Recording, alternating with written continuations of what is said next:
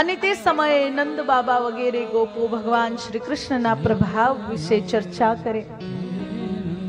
એક દિવસ પહેલા નંદ બાબા રાત્રિના ત્રીજા પ્રહરમાં જાગી જાય અને યમુનાજીમાં સ્નાન કરવા પ્રવેશી જાય. સંધ્યા બાદ ક્યારેય નદીઓમાં પ્રવેશ કરવો જોઈએ નહીં. અત્યારે બધા પોતપોતાની સગવડ અનુસાર ભક્તિ કરે છે.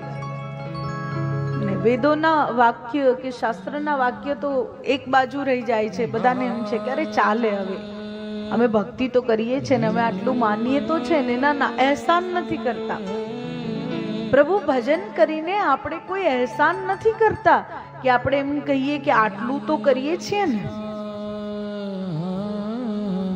હમણાં મારા આવવાના એકાદ અઠવાડિયા પહેલા એક દીકરાનો જન્મદિવસ હતો. એમના માતા પિતા વગેરે ભોજન માટે દીકરીઓને જમાડવા માટે આવ્યા. એ પહેલા એ મને મળવા આવ્યા. તો મેં એને એક નાનકડો પ્રશ્ન કર્યો કે બેટા, જન્મદિવસના દિવસે કંઈક અલગ શું કરીશ? હવે અલગ કહીએ ને તો અલગથી કોઈને સમજાતું નથી કે અલગનો અર્થ શું.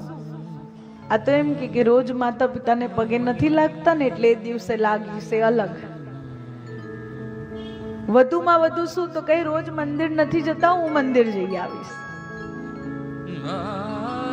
એમાં એક ભાઈ એમના સાથે આવેલા હતા ને એમણે મને એમ કહ્યું કે દીદી, આ દીકરીઓને જમાડવાની ઈચ્છા એને જે જાગી છે ને એ જ બહુ મોટી વાત છે. મેં કીધું ના, એ મોટી વાત હોવી ના જોઈએ.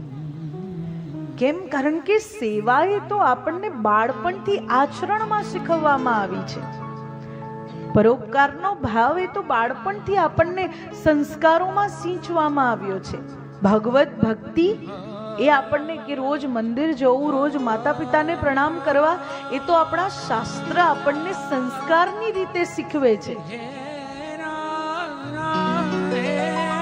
અલગનો અર્થ એ નથી કે તમે સંસ્કારી બનો એક દિવસ માટે. અલગનો અર્થ એ છે કે હવે એક સુંદર વર્ષ ગયું, એનો શોક નથી મનાવાનો. ઘણા બધા એમ કે જન્મદિવસ નહીં ઉજવવાનો. કેમ? તો કે દુખી થાવ, એક વર્ષ ઘટી ગયું. શું કરવા? દુખી થવાની શું જરૂર છે? સંસારમાં પ્રભુએ કહ્યું છે કે આ સંસાર પીડાદાયક છે, દુઃખદાયક છે, અનિત્યમ અસુખમ લોકમ. પરંતુ આપણને મોકલ્યા છે આનંદની શોધ માટે. અને આનંદ ક્યાં મળે? ઈશ્વર ભક્તિમાં આનંદ મળે, કૃષ્ણ ચિંતનમાં, પોતાની જાતને ઓળખવામાં.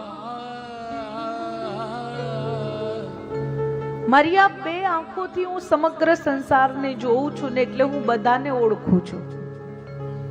પણ આંખ બંધ કરીને હું પોતાને નથી જોતી એટલે હું પોતાને નથી ઓળખતી. પોતાને ઓળખવાનો અર્થ શું થાય? મને શું ભાવે, શું પહેરવું ગમે એ નહીં. પોતે કોણ છીએ, કેમ મનુષ્ય જન્મ લઈને આવ્યા છે, કેમ પ્રભુ આ સત્કાર્યો આપણા જ હાથે કરાવી રહ્યા છે. પોતાને ઓળખવાનો એ ભાવ છે. એટલે આખું વર્ષ કદાચ ન કરી શકો તો જન્મદિવસના દિવસે તો કમસે કમ પોતાના સાથે વાર્તાલાપ કરો.